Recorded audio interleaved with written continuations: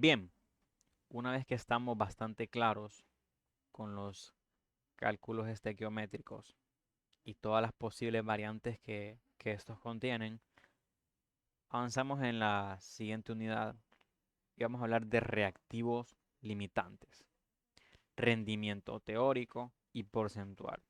Por paso, reactivo limitante. Nos encontramos aquí en el capítulo número 3, apartado punto 8 de Química de Evin Gammon, novena edición. ¿Sí? Entonces vamos a leer un poquito. Sé que nos gusta saltarnos directamente a lo práctico, pero hay que leer un poquito, un poquito. Entonces dice que con frecuencia se añaden reactivos al recipiente de reacción en cantidades distintas a las de las proporciones molares dadas por la ecuación química. ¿Sí? Quiere decir que no coincide la parte, como quien dice, experimental con lo de la ecuación. Dice que en tales casos solo uno de los reactivos puede consumirse por completo al final de la reacción. ¿Sí? Quiere decir que imagínense que nosotros tenemos dos reactivos, reactivo A y reactivo B, pues resulta que después de la flechita, bueno, después del proceso, se generan productos o producto. Entonces, de esos dos reactivos, hay uno que se consume en su totalidad y hay otro que no se consume, ¿sí? O sea, no se consumen los dos em, por completo, por decirlo así. Y ese viene siendo el caso en donde existe un reactivo limitante.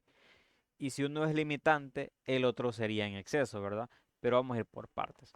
Dice que el reactivo limitante es el que se consume por completo cuando se completa una reacción.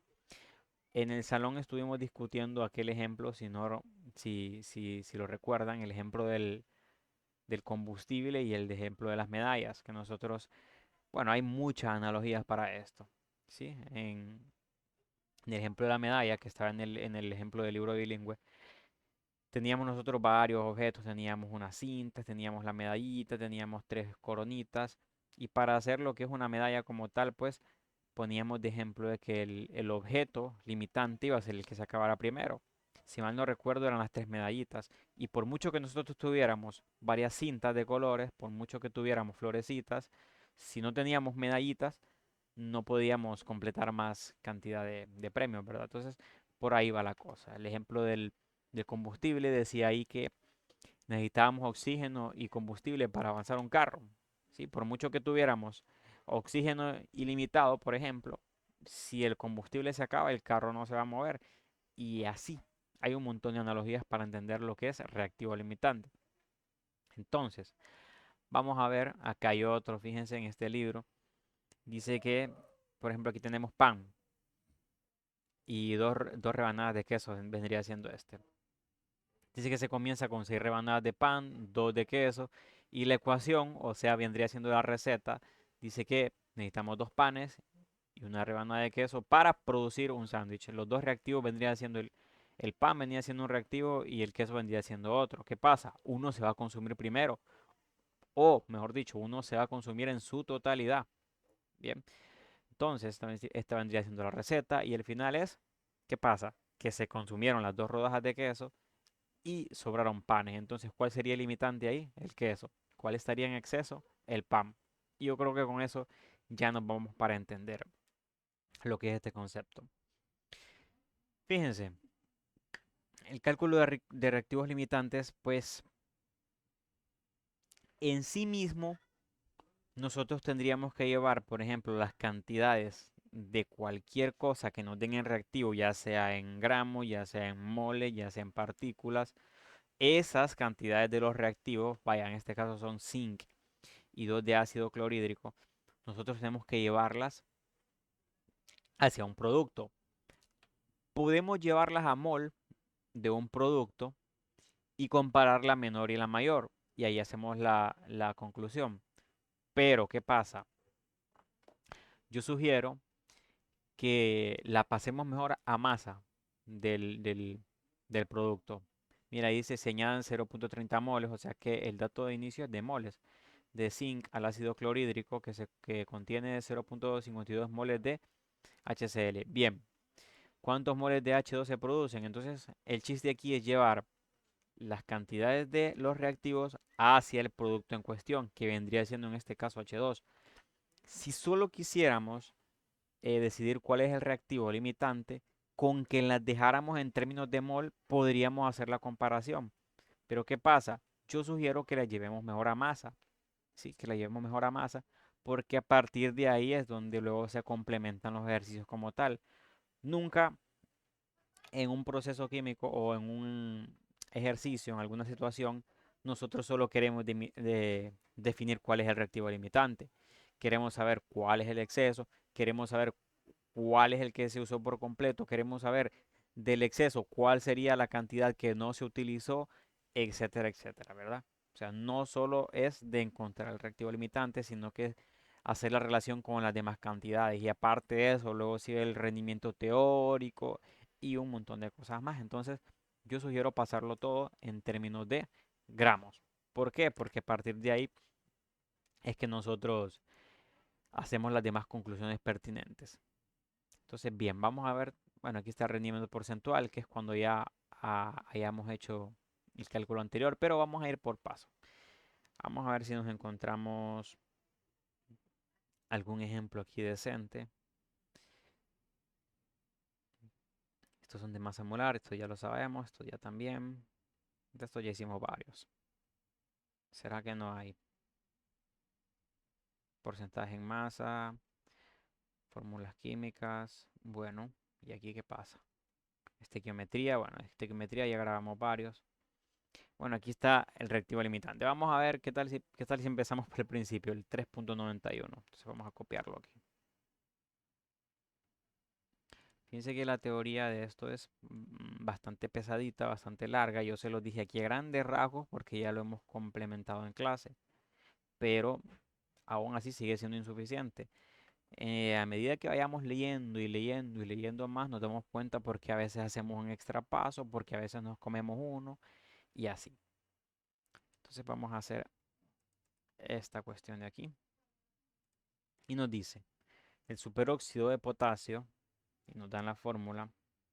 No me gusta decir los nombres largos, sino que vamos a decir KO2 para simplificar la fluidez. Dice que se usa en las máscaras antigases para generar oxígeno.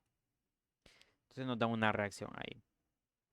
Es 4K2 más 2H2O en líquido, pues produce 4KOH más 3 de oxígeno. Ahí está la reacción, ya nos la dieron. Vamos a ver si está balanceada. El K tiene 4, allá tiene 4. El O tiene 4 por 2, 8, 9. Aquí 4.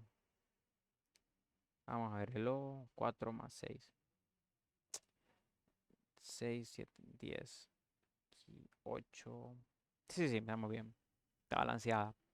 Dice si un recipiente de reacción contiene 0.25 moles de KO2 y 0.5 moles de H2O, ¿cuál es el reactivo limitante? ¿Cuántos moles de oxígeno pueden producirse? Entonces vayamos poniendo en contexto todo lo que hemos hablado. ¿Qué pasa? ¿Cuáles son los dos reactivos que yo tengo en cuestión aquí? El KO2 y el H2O. Esos son los dos reactivos. Entonces, y esos dos son los que uno va a ser el reactivo limitante y el otro va a ser el reactivo en exceso. Entonces, vamos a ver. Empecemos aquí con las cantidades. Las cantidades dadas son 0.25 moles de KO2. Entonces, de ahí partimos. 0.25. Vamos a ponerlo moles de KO2, ¿sí? ¿Y cuál vendría siendo la otra? La otra cantidad que me da es 0.15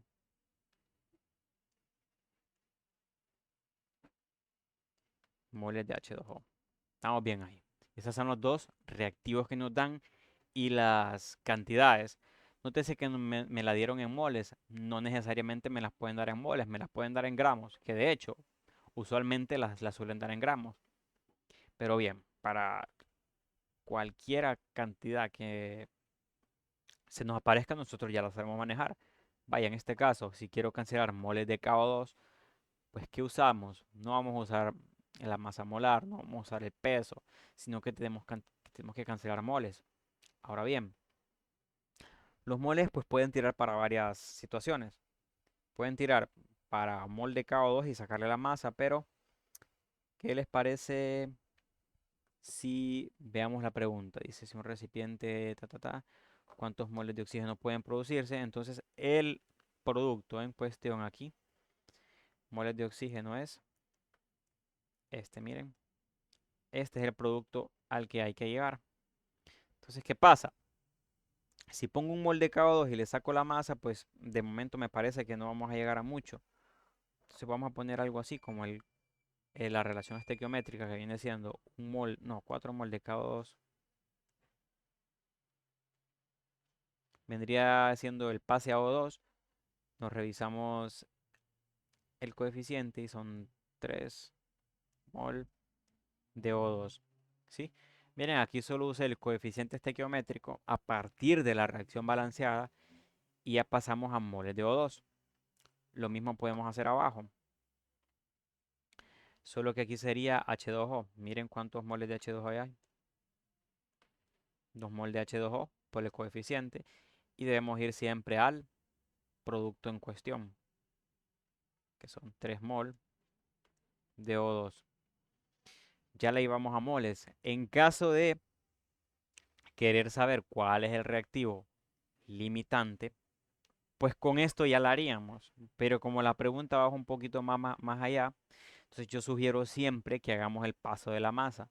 Si ustedes se fijan en el libro de clase, el libro bilingüe, pues el libro directamente nos dice, pues de la cantidad que nos den a nosotros, pasen la masa irremediablemente. Y no nos dice ni por qué ni la razón. ¿Qué pasa? ¿Lo puedo dejar hasta ahí? Sí, pero yo sugiero que siempre hagamos el paso de la masa. Entonces vamos a ver. Hay que pasarlo a gramos. Bueno. Repito, se podría dejar hasta ahí, pero bueno.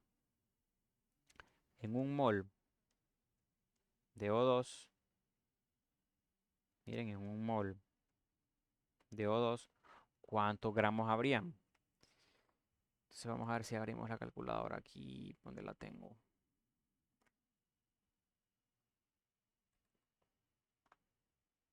Ahí está. Entonces el O2, si mal no recuerdo, es el 15.99, ¿verdad? Sí. Entonces vamos a ver 15.999 por 2, porque hay 2 de O, si ustedes se fijan, es 31.999. 998. 31.998. Y si ustedes se fijan, como este último paso es exactamente el mismo para los dos asuntos, para los dos reactivos, fácilmente se pudo haber omitido. Esa es la lógica, ¿sí? Que no influye en absolutamente nada tirar ese paso extra, porque para los dos viene siendo lo mismo. Entonces la proporción no se va a perder. Entonces hagamos el cálculo ahora de los gramos de O2. El primero, 0.25, lo vamos a multiplicar por 3, lo vamos a dividir entre 4 y lo vamos a multiplicar por 31.998. Me dice que es prácticamente 6, 5.9. Podemos dejarlo en 6, pero vamos a dejarlo en 5.9 gramos de O2. Pasemos al otro. El otro reactivo, 0.15 por 3 entre 2 por 31.998 y me da 7.20 prácticamente. Si ustedes se fijan, los dos están en gramos de O2, por supuesto, porque era el producto en cuestión. A ese había que llevarlo. Hagamos la comparación y vamos a decir de que el menor, este que tenemos aquí, es el reactivo limitante, es el que se consume en su totalidad. Por ende, el otro va a ser el reactivo en exceso, ¿verdad? Pero enfoquémonos, el reactivo limitante es el que nos está preguntando, entonces vendría siendo este. Ahora, ¿ya está respondido el primer apartado? Sí. El siguiente, cuántos moles de oxígeno pueden producirse. Entonces, exactamente por eso es que hicimos este paso extra. Miren, este paso extra que estamos haciendo aquí, que les dije que era innecesario para efectos de solo saber el reactivo limitante. Bien, pero como yo ya sé que la pregunta dice cuántos moles de oxígeno pueden producirse, pues entonces ahí nosotros jugamos con ello, de cortarlo o avanzarlo. Generalmente, generalmente piden los gramos de oxígeno a producirse. En este caso los pide en términos de moles. Entonces, ¿qué haríamos? Entonces solo tendríamos que hacer el 0.25, fíjense bien, por 3 entre 4. Si ustedes se fijan, me estoy, como quien dice, comiendo este último paso, porque este último paso lo único que hace es pasarme esos moles de oxígeno a gramos. Pero como la pregunta es moles, pues lo dejo como tal, comiéndome ese paso. Y dice que es 0.18. Entonces, el reactivo limitante, ¿cuál sería? El KO2. Y si me pregunta los moles de oxígeno que pueden producirse, entonces la calculadora dice que es 0.18.